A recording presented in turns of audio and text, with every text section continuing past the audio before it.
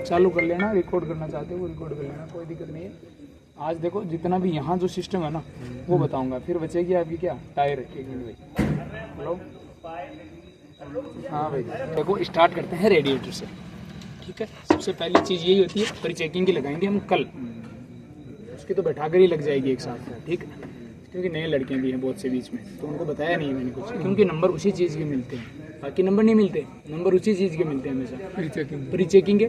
दूसरी बात, गियर में आवाज़ नहीं आ रही, क्लच कैसे दबा रहे हो, गियर कैसे लगा रहे हो, ब्रेक से गाड़ी रोक कैसे रहे हो, उन चीज़ों के नंबर मिलते हैं हमेशा। कोई नंबर नहीं है, वहम में मत रह जाना।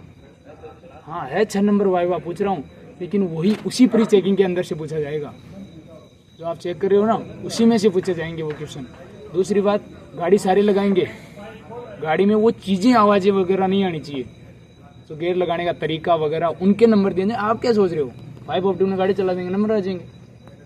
आप गलत गलत आवाज़ कर रहे हो गियर की, फिर नंबर ले लोगे, अरे नहीं आएगा। ओ सर मैंने तो सारा सही लगाया था, खींच के फिर लगाया था, उनके नंबर नहीं आने वाले। आप कैसे क्लच दबा रहे हो, कैसे गियर लगा रहे हो, किस गियर में चल रहे हो, आपका रोकने का तरीका क्या है, उन चीज़ों के नंबर मिलते हैं हमेशा, डिसिप्लिन के नंबर मिलते हैं हमेशा।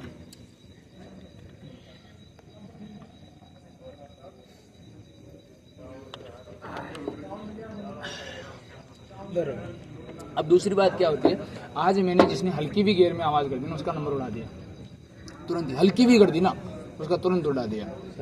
हाँ एक लड़का ऐसा था, सबने सीट बेल्ट लगाया था, अच्छी बात है, बहुत बढ़िया बात है, इसलिए मैं शुरू से लगवा रहा हूँ ताकि आपकी हैबिट हो जाए। एक लड़के ने ज़रूर यहाँ से लगाया था, ठीक है, नीचे से, और उसका नंबर उड़ा दिया मैंने तुरंत ही, आगे समझ, और उसको डांटा भी था मैंने उतरने के बाद, ठीक है। अब देखो आराम से सुनो, ये होता है रेडिएटर, आ गया, ये नहीं पाइप नहीं होती, ये होता है पूरा ही, ठीक है, जहाँ लगा रहा हूँ आराम से समझ जाना। ये होता है रेडिएटर, ठीक है, ये होती है रेडिएटर की। इसमें हमेशा 2 वाल होते हैं, एक PRV एक VRV, एक प्रेशर रिलीज वाल एक वैक्यूम रिलीज वाल, दोनों की फुल फॉर्म होती है, समझ गए। अब PRV वाल कौन सा होता है, ये जो पाइप लगी हुई है इसको हमेशा बोला जाता है PRV वाल, प्रेशर रिलीज वाल, यही ओवरफ्लो पाइप होती है, ठीक है। प्रेशर जैसे ही रिलीज होगा थोड़ा बहुत पानी इसके साथ आएगा, ओवरफ्लो रिजर्व टैंक से जुड़ी रहती है, जिसमें जाकर एकत्रित हो जाएगा, आ गया समझ में। अब देखो जो रेडिएटर कैप होती है इसका काम क्या होता है, इसका काम होता है जो रेडिएटर में पानी वगैरह होता है, कूलेंट बोल दो पानी बोल दो एक ही बात है, पानी होता है उसके प्रेशर को रोकना, बाहर नहीं आने देना, समझ गए। अब क्या होता है, जो आपकी रेडिएटर कैप लगी रहती है वो किसके ऊपर लगी रहती है, वो लगी रहती है रेडिएटर के अपर टैंक के ऊपर, ठीक है। अब क्या होता है, रेडिएटर का जो अपर टैंक होता है वो किस चीज़ का बना होता है, वो 2 चीज़ पे निर्धारित करता है। अगर आपकी कोर होती है जो खड़ी लाइन जिसमें पानी बहता है, अगर वो एल्यूमिनियम की बनी हुई है तो आपका जो अपर टैंक और लोअर टैंक होगा वो किसका बना होगा, एल्यूमिनियम, प्लास्टिक का बना होगा। अगर आपकी कोर है वो कॉपर की बनी हुई है तो अपर टैंक और लोअर टैंक कॉपर के बने होंगे हमेशा, ठीक है, आगे समझे। अब क्या होता है, आप इस अपर टैंक को देखकर ही बता सकते हो कि कोर किस चीज़ की बनी हुई है, ठीक है, इससे भी डिवाइड जो डिफाइन है वो कर सकते हो आप। अब क्या होता है, इस अपर टैंक की एक होज पाइप होती है, ध्यान से सुनना हर चीज़ में, धीरे धीरे बता रहा हूँ। सर जो VRV कहाँ है? VRV भाई देख, अभी लास्ट में आपको खोल के दिखाऊंगा, अभी ये गर्म है, इसके अंदर होता है, छिद्र होता है, गर्म है, अभी पानी फेंकेगी जल जाएंगे, ठीक है। अब क्या होता है, एक होती है अपर टैंक की होज पाइप, ये होज पाइप किसे बोलेंगे, जो रबर या नाइलॉन की बनी होती है, साथ में उसमें पानी या हवा का प्रवाह होता है, वो होज पाइपें होती है हमेशा, ठीक है, जिसमें हवा का प्रवाह हो रहा है वही होज पाइप है, लेकिन वो बनी किसकी होनी चाहिए, रबर और नाइलॉन की बनी होनी चाहिए, आगे समझ। अब ये अपर टैंक की जो होज पाइप होती है, ये इसमें यहाँ क्या लगा रहता है, थर्मोस्टेट वाल लगा रहता है। थर्मोस्टेट वाल का क्या काम होता है, थर्मोस्टेट वाल का काम होता है, देखो वैसे बोले तो थर्मोस्टेट वाल का काम होता है इंजन के तापमान को बनाए रखना। अब बनाए कैसे रखता है, मेन मुख्य काम होता है वो ये होता है कि जो आपके इंजन का पानी है उसका टेम्परेचर अगर 80 डिग्री से ज़्यादा या 80 डिग्री है तो उस पानी को कहाँ भेज देना, रेडिएटर में भेज देना। अगर उसका टेम्परेचर 80 डिग्री से कम है तो उसको कहाँ भेज देना, इंजन में वापस। कैसे, ये खुलेगा ही नहीं तो आएगा ही नहीं पानी इधर, ठीक है, ये वाल होता है जो ओपन नहीं हो पाता, आगे समझ में। आगे थर्मोस्टेट वाल की ये बता देना लगा कहाँ होता है, आपको ऐसे ही पूछ लेते हैं बिना दिखाए, तो आपको बताना है कि रेडिएटर के अपर टैंक की जो होज पाइप होती है उसमें लगा रहता है, या वो जो होज पाइप इंजन में कनेक्ट होती है वहाँ लगा होता है, आगे समझ में आराम से। अब क्या होता है, जो अपर टैंक के नीचे आपकी कोर और फिन्स होती है, खड़ी लाइनें कोर होती है जो जिसमें क्या चलता है, पानी चलता है हमेशा। और फिंस होती है वो 2 कोर के बीच लगाई जाती है, एक फिंस नहीं होती, अनेकों फिंस होती है। आगे समझ में। अब क्या होता है, अपर टैंक में एक कूलर जैसे खांचे कटे रहते हैं, जैसे आपने कूलर की जाली मुँह है, ठीक है। उन खांचों में से पानी कहाँ जाता है, कोर में। कोर से होते हुए पानी कहाँ जाता है, लोअर टैंक में चला जाता है ठंडा होकर। हाँ, हमेशा लोअर टैंक में कैसा पानी रहेगा, ठंडा पानी रहेगा, अपर टैंक में गर्म पानी रहेगा, ठीक है। इस चीज़ का ध्यान रखना। अब क्या होता है, लोअर टैंक में एक होज पाइप और होती है जो ये रही, ठीक है। इस होज पाइप, बता दिया होज पाइप क्या होती है। होज पाइप का क्या काम होगा, लोअर टैंक की, जो लोअर टैंक का ठंडा पानी होगा उसको कहाँ पहुंचाएगा, इंजन में पहुंचा देगा। अब इंजन में लेकर कौन जाएगा, जो वाटर पंप होता है, आपने कूलर में भी देखा होगा, जो पानी को सप्लाई कौन करता है, वाटर पंप करता है। ये लगा रहता है वाटर पंप। ये वाटर पंप क्या करता है, लोअर टैंक के ठंडे पानी को खींचकर इंजन में ले जाता है। आगे समझ में, फिर वो सर्कुलेशन चलता रहता है। अब क्या होता है, इस रेडिएटर को खाली करने के लिए पेंदे में क्या लगी रहती है, लोअर या जो लोअर टैंक होता है उसमें क्या लगी रहती है, केप लगी रहती है छोटी सी, उसे बोला जाता है आउटलेट केप। क्यों, आउट का मतलब बाहर निकालना होता है। आगे समझ में, हाँ, साफ करने के लिए या बाहर निकालने के लिए। आगे समझ में। अब देखो कूलेंट के अंदर क्या डाला जाता है, एक पानी डाला जाता है, रेडिएटर में एक पानी डाला जाता है, एक कूलेंट डाला जाता है। अब इसमें देखो मात्रा कितनी आती है, तो मैं पूरी आपको बता दूं, 6 से 8 लीटर आती है लगभग। तो क्या बोलोगे, 7 लीटर हमेशा आती है। 7 बता दो, ये लगभग लगाना है हमेशा। अगर एक्यूरेट बताओ ना 7, तो भी लगभग बताना कि लगभग 7 लीटर हमेशा लगभग लगाना है। आगे समझ में, कभी भी मिक्स नहीं होती ये चीज़ें। अब क्या होता है, जो कूलेंट डाले जाता है, कूलेंट में क्या क्या चीज़ होती है, कूलेंट में एक ग्लिसरीन होती है, एक एल्कोहल होता है। ग्लिसरीन का काम क्या होता है, जंग लगना से बचाना। जंग कहाँ लगता है, इंजन में हमेशा, इसमें नहीं लगता रेडिएटर, इसमें लगता है। क्यों, ये किसका बना हुआ है, कास्ट आयरन या ढलुआ लोहे का बना होता है, इसलिए यहाँ जंग लग जाता है। आगे समझ, जंग से बचने के लिए क्या डाली जाती है, ग्लिसरीन। और पानी को जमने से बचाने के लिए एल्कोहल डाला जाता है। अब जो कूलेंट में कलर डाला जाता है वो किस लिए डाला जाता है, वो आपके लीकेज का पता लगाने के लिए डाला जाता है। आगे समझ में आराम से। कहीं से भी लीकेज हो, चाहे होज पाइप लीकेज है, चाहे अपर टैंक है, चाहे कोर है, जहाँ से भी पानी निकलेगा वहाँ हरा कलर जम जाएगा। अब क्या होगा, उसका अनुपात क्या होता है पानी और कूलेंट का, तो अपने यहाँ 7:3 होता है या 70:30 होता है, ठीक है। आप बर्फीले एरिया में जाओगे वहाँ 50-50 हो जाएगा। वहाँ अगर आपको एल्कोहल या कूलेंट नहीं मिलता है तो क्या डाल दोगे, एल्कोहल डाल दोगे। कूलेंट नहीं मिलता है तो एल्कोहल डाल दोगे। क्यों, पानी जमे ना, क्योंकि जंग तो इतना जल्दी नहीं आएगा। आगे समझ में आराम से। ये था बोतल में तो हाँ 70 क्या होगा, ये होता है रेडिएटर। 70 क्या होगा, पानी हाँ 70 पानी होगा, 30 कूलेंट, ठीक है। ये होता है रेडिएटर। आगे समझ। हाँ, अगर वो यूँ कहे कि इसमें कूलेंट की कमी है तो आप कहाँ से डालोगे, कूलेंट की कमी है तो आप इसी रेडिएटर केप के माध्यम से डालोगे। ऊपर से ही डलता है हमेशा। गर्म होगा तो उस वक्त नहीं डलता है हमेशा। ड्राइवर क्या करता है, जब गाड़ी सुबह स्टार्ट करता है तो वो चेकिंग करता है पानी है या नहीं है, हवा है या नहीं है, ब्रेक ऑयल है या नहीं है। बॉक्स में नहीं डालना, ओवरफ्लो बॉक्स में नहीं डालना है मेरे भाई। ओवरफ्लो बॉक्स में क्या होता है, इसी का पानी ओवरफ्लो होकर इसमें आता है, वापस वैक्यूम के द्वारा वापस खींच लिया जाता है। इस चीज का ध्यान रखना है, ठीक है। हमेशा सही चीज़ है वही बताऊंगा, मैं गलत कभी नहीं बताऊंगा। नहीं आ रही तो मना कर दूंगा, कोई दिक्कत नहीं है, ठीक है। हमेशा इसी में डाला जाता है और मिक्स करके कभी नहीं डाला जाता। अंदर ऑटोमेटिक मिक्स हो जाते हैं। आगे समझ में, ऐसे नहीं कि जैसे यूरिया घोल है जी घोल है डाल दे ना, अंदर ही मिक्स होते हैं, वो ऑटोमेटिक मिक्स हो जाते हैं वो सर्कुलेशन के द्वारा। आगे समझ में आराम से। तो पानी का कैसे पता करेंगे कब हो गया इसमें? भाई इसको खोल के देखोगे तो इसमें लेवल दिखता है पानी का हमेशा। ऐसे नहीं लगा होता ये मिनिमम मैक्सिमम, लेकिन लेवल दिखता है इसमें कि कितना आ गया ऊपर आएगा। सर ये आधी टंकी खाली हो गई, हाँ फिर वापस डालेंगे तो कूलेंट प्लस पानी वापस। देखो, अगर आप पानी डाल रहे हो, ठीक है, वो एक बताने का होता है कि 7:3 होता है। बाकी अगर उसमें कूलेंट का कलर आपको पर्याप्त दिखाई दे रहा है तो वो नहीं डालना होता है। अगर नहीं होता है तो डालना होता है। और वो हमेशा कूलेंट कब चेंज किया जाता है, तो महीने में 2 बार लगभग आपका कूलेंट चेंज होना चाहिए। क्यों, इतना पानी सर्कुलेशन में चला जाता है। अप्रोक्सीमेटली 7 दिन बाद हमेशा पानी गाड़ी ये खा लेती है। अपनी जो ये गाड़ियाँ हैं ये 7 दिन पानी चलाती है। 7 दिन डालने की आवश्यकता नहीं है, मैं डालता ही नहीं हूँ 7 दिन। सिर्फ जैसे 7 दिन में खाली करके डालते हो या ना ऐसे ही पानी डालते रहो। पानी उड़ता है या कूलेंट भी खत्म हो जाता है? तो ये क्या सिस्टम है, क्या कहाँ बना रखा है लेवल, मेरे को ये बताओ। हाई और लो, ये क्या है? कहाँ बना रखा है? ये इसमें डब्बे में, डिब्बे के ऊपर है।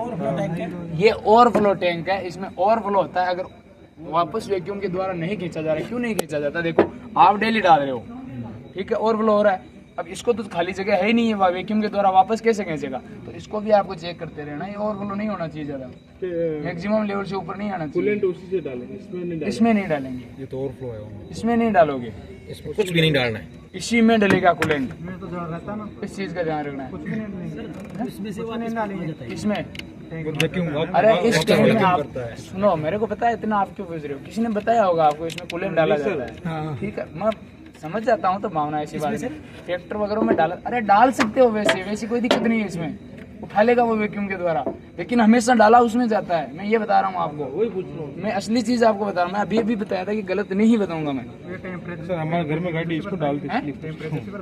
क्या ओवरफ्लो होगा, प्रेशर बढ़ेगा तापमान के कारण, तो ओवरफ्लो होकर इसमें आएगा। कूलेंट होगा। हाँ ठीक है, आगे समझ में। ये था रेडिएटर। अब बात करते हैं हम किसकी, ब्रेक के बारे में। ब्रेक होते हैं देखो 4 प्रकार के, ठीक है, air brake, vacuum brake, hydraulic brake और मैकेनिकल ब्रेक। जो मैकेनिकल ब्रेक होते हैं वही क्या होते हैं, यांत्रिक ब्रेक होते हैं। और कौन से होते हैं, हैंड ब्रेक होते हैं। जो मैकेनिकल ब्रेक होते हैं वो हमेशा हर गाड़ी में लगे होते हैं, उनके साथ अन्य एक ब्रेक लगा रहता है।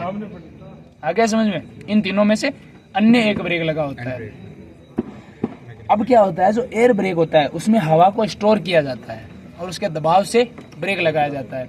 और जो वैक्यूम ब्रेक होता है उसमें हवा बाहर से खींची जाती है और फिर ब्रेक लगाया जाता है। वैक्यूम ब्रेक ट्रेनों में होता है हमेशा। आगे समझ में। हाँ, वैक्यूम ब्रेक है वो पहाड़ी इलाकों में जो गाड़ियाँ चलती है, भारी गाड़ियाँ, उनमें भी लगाया जाता है। सभी ब्रेक फेल हो जाए लेकिन वैक्यूम ब्रेक क्या होता है, ऑटोमेटिक एक्टिव हो जाता है हमेशा। अब क्या होता है, हाइड्रोलिक ब्रेक बचता है, उसमें हमेशा ऑयल डाला जाता है। ठीक है, अब ये क्या होता है, ब्रेक बूस्टर होता है। Brake booster. हाँ, ये होता है ब्रेक मास्टर सिलेंडर। ठीक है, जो ब्रेक मास्टर सिलेंडर होता है वो हर गाड़ी में लगा होता है। आ गया समझ में। हाँ, ब्रेक मास्टर सिलेंडर के अंदर 2 वाल्व होते हैं, एक प्राइमरी एक सेकेंडरी। आ गया समझ में। प्राइमरी हमेशा ऑयल से भरा रहता है और सेकेंडरी क्या रहता है, प्राइमरी कौन सा है? ये प्राइमरी होता है, ये सेकेंडरी होता है। ठीक है, प्राइमरी होता है वो हमेशा ऑयल से भरा रहता है, सेकेंडरी होता है वो क्या करता है, खाली रहता है। आ गया समझ में। हाँ, जैसे ही आप गाड़ी स्टार्ट करोगे प्राइमरी से ऑयल कहाँ चला जाएगा, सेकेंडरी में चला जाएगा और ब्रेक काम करना स्टार्ट कर देंगे। कभी आपने देखा होगा सड़क पे चल रहे हो, गाड़ी बंद हो गई तो आपके ब्रेक नहीं लगते हाइड्रोलिक ब्रेकों में, कभी भी देख लेना आप। ठीक है, तो गाड़ी वापस स्टार्ट करनी ही पड़ती है वो। आगे समझ, हल्के फुल्के काम कर जाते हैं लेकिन पूर्णतया काम नहीं कर पाते वो। ठीक है, ये होता है ब्रेक ऑयल रिजर्व टैंक।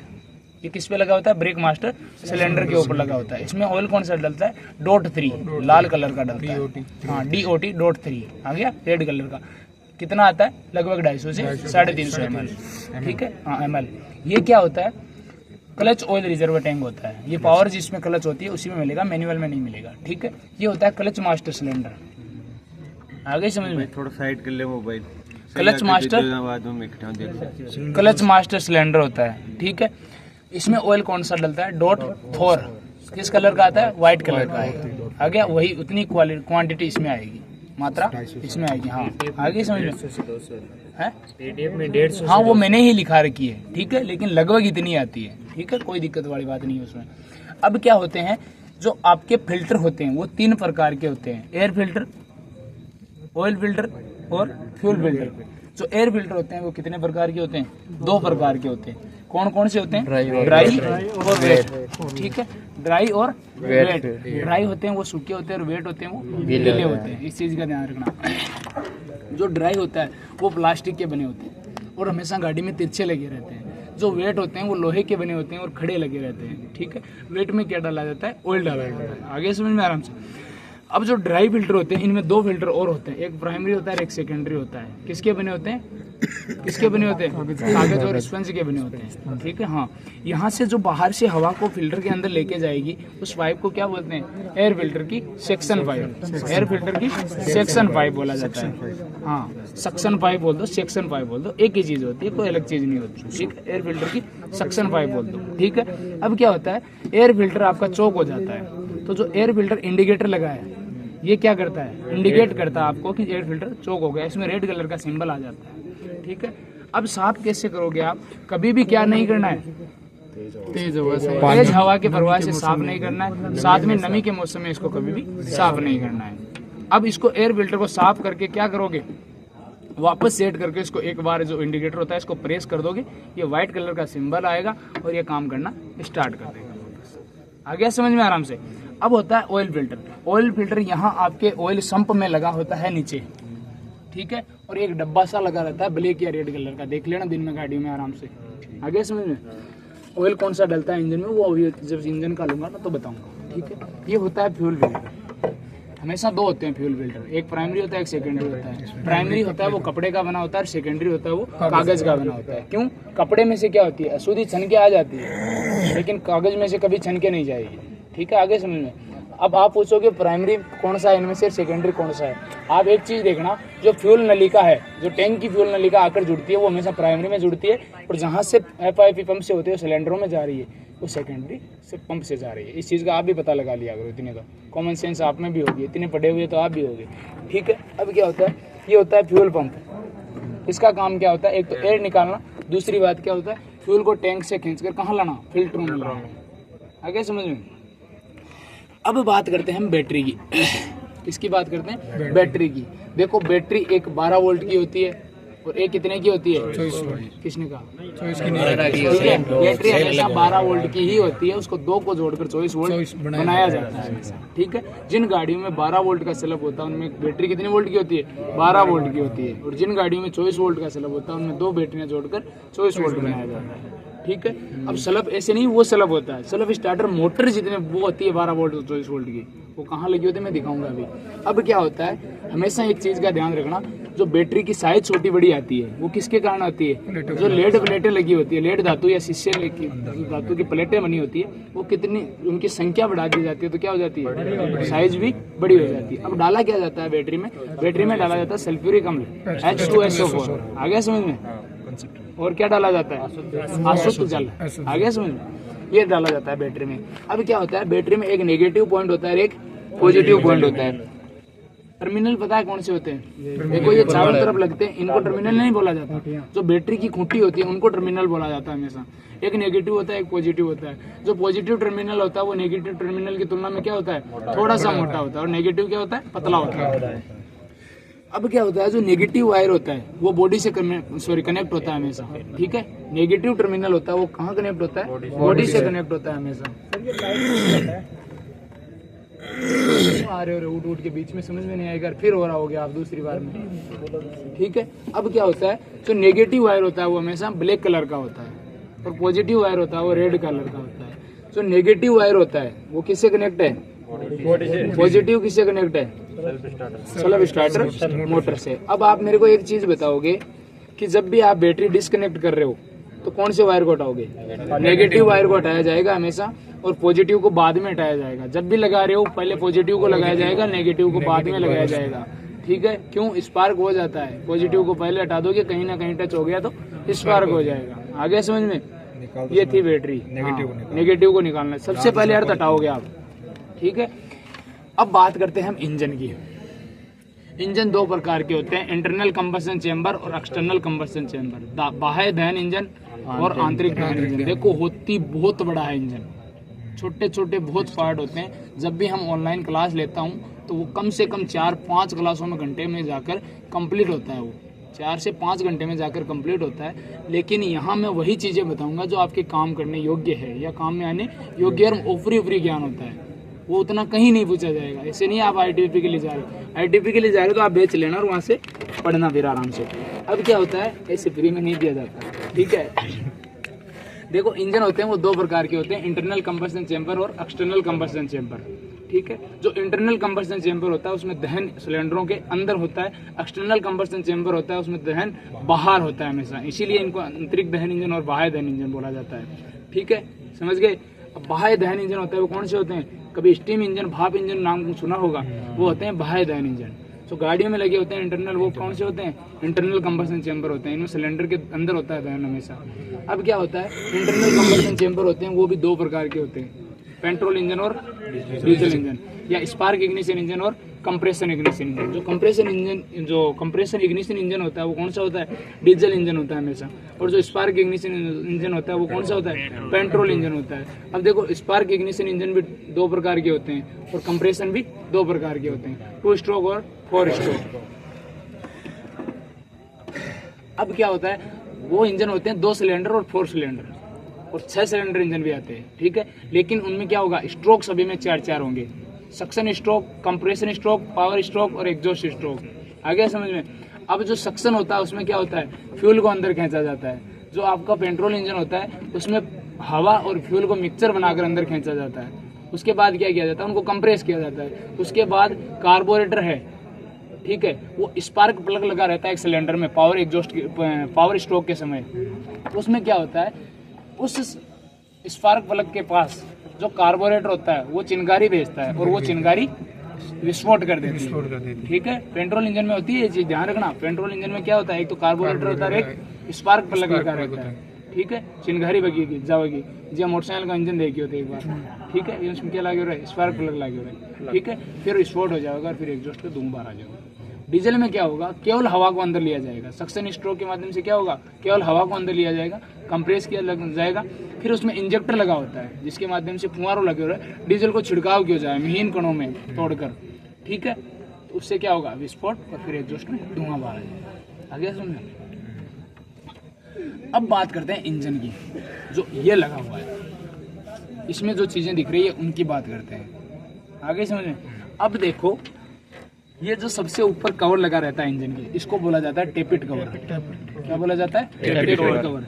जो इंजन के ऊपर कैप लगी रहती है इसे बोला जाता है बर्दर कैप। इसके द्वारा क्या होता है, ऑयल डाला जाता है इंजन में, और ये कैप होती है, ये किस काम में आती है, इसे ही मुंह खुला ही छोड़ देते हैं। ये आती है प्रेशर को रोकने के लिए। जो ऑयल का प्रेशर होता है, जो ये काम करती है वही ये करती है, ऑयल के प्रेशर को रोकना। इसमें देखो PRV वाल होता है, ये रहा ओवरफ्लो पाइप, ये क्या करती है, रिलीज करती है प्रेशर यहाँ से। आगे समझ में। अब क्या होता है, यहीं से मैं आपको बता दूं, जो आपका बर्दर कैप है किसके लिए, ऑयल डालने के लिए। ऑयल कौन सा डाला जाता है इंजन में, 20W40 या 15W40। आगे समझ में। मात्रा कितनी आती है, लगभग 7 लीटर या लगभग 6 से 7 लीटर, एक ही बात है, वो कितनी बता दो, लेकिन लगभग में चलनी चाहिए, उसके आसपास होनी चाहिए और लगभग होना चाहिए। लगभग 7 लीटर या लगभग 6 से 8 लीटर, तो ये उससे तो वही 7 आ जाता है, ठीक है। अब क्या होता है, इंजन के 3 भाग होते हैं हमेशा। कौन कौन से होते हैं, सिलेंडर हेड, सिलेंडर ब्लॉक और ऑयल संप, ठीक है। सबसे नीचे कौन सा लगा रहता है, ऑयल संप लगा रहता है, जिसमें ऑयल एकत्रित होता है, ठीक है। ऑयल रहता है, ऑयल का घर होता है ऑयल संप। आ गया समझ में। और सबसे ऊपर होता है वो तो हेड होता ही होता है, ठीक है। अब क्या होता है, इन्हीं चीजों से आप क्रम से याद रखोगे तो आपको ये पूछ लेता है कि ब्लॉक किसके नीचे लगा होता है, तो भी आप बता सकते हो कि सिलेंडर हेड के नीचे लगा होता है। सिलेंडर ब्लॉक किसके ऊपर लगा होता है, तो ऑयल संप के ऊपर लगा होता है। अब एक चीज का ध्यान रखना, ठीक है।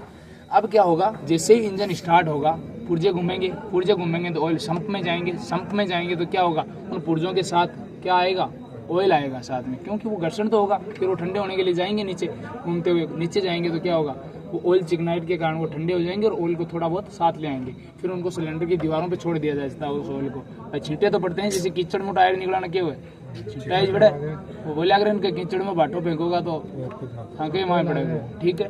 तो वो बात होती है, जैसे ही ऑयल उस सिलेंडर की दीवारों पे लगता है तो सिलेंडर की दीवारें लीकेज होने के चांसेस बहुत ज़्यादा बढ़ जाते हैं, ठीक।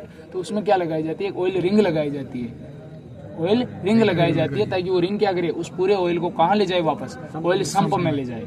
आगे समझे। अब क्या होता है, पिस्टन बार बार गति करेगा, बार बार गति करेगा तो क्या होगा, सिलेंडर की दीवारें घिसेगी, दीवारें घिसेगी तो उनको बचाने के लिए क्या लगाया जाएगा, सिलेंडर लाइनर लगाया जाता है हमेशा। क्या लगाया जाता है, सिलेंडर लाइनर लगाया जाता है, इस चीज का ध्यान रखना। अब क्या होता है, जो आपका धुआं होता है, भाई एग्जॉस्ट होगा स्ट्रोक पावर के बाद, तो उस धुएं के या एग्जॉस्ट स्ट्रोक में क्या होगा, गैसें बाहर निकलेगी, तो वो किसके द्वारा निकलेगी, एग्जॉस्ट मैनिफोल्ड के द्वारा बाहर आएगी हमेशा। इसको बोला जाता है एग्जॉस्ट मैनिफोल्ड, ठीक है।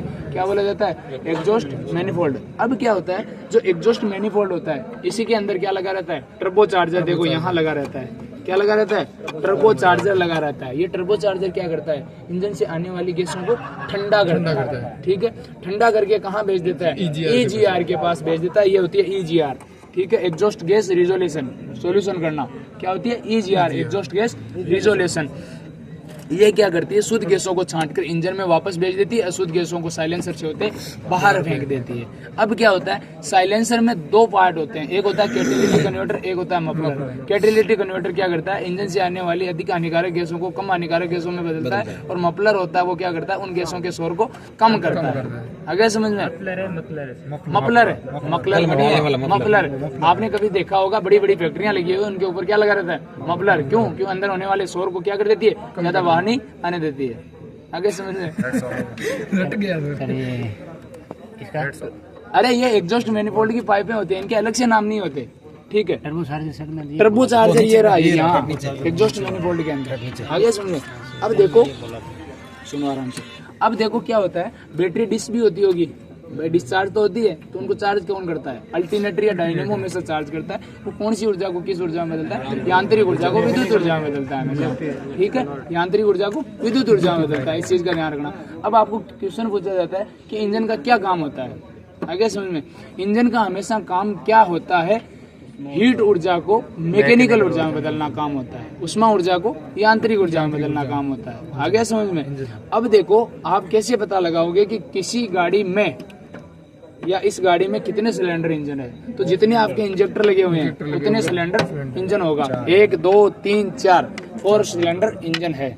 अब क्या होगा, एक आपका पेट्रोल इंजन होता है, एक डीजल, उसका कैसे पता लगाओगे, तो पेट्रोल इंजन होता है वो डीजल की तुलना में थोड़ा हल्का होता है और छोटा होता है। आ गया समझ में। अब बताओ आप, देखो यहाँ होती है सेल्फ स्टार्टर मोटर, मैं बताना भूल गया था आपको, जो सेल्फ स्टार्टर मोटर होती है वो यहाँ लगी रहती है, और बैटरी का जहाँ रेड वायर होता है वो जाकर कनेक्ट होती है, एक मिनट, ठीक है, रेड वायर जाकर कनेक्ट होती है, रेड वायर लगे।